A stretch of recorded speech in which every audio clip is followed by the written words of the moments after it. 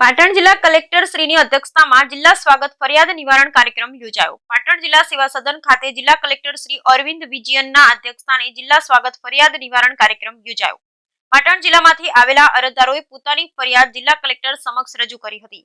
જિલ્લાના નાગરિકોના પ્રશ્નો મામલે હકારાત્મક વલણ દાખવી તેમના પ્રશ્નો નિરાકરણ સંબંધિત અધિકારીઓને સૂચના આપી હતી.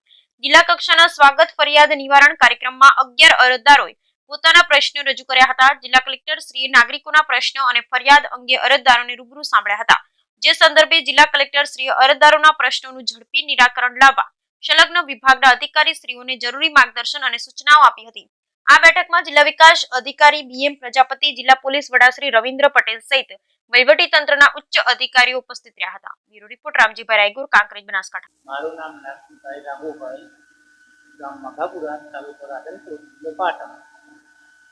સરકારી મકાન અનુમતિ હતી. આ બીજા આપવા માટે ઘણી કોશિશ કરી, ભલામણ કરી શકાય આપતો મળતો નતો. પછી જિલ્લા સ્વાગતમાં અરજી કરવા, તરત જ તુરંત રસ્તો મળવા, સાહેબનો અભિનંદન, આભાર, સરકારનો આભાર, રાજ્ય સરકારનો આભાર.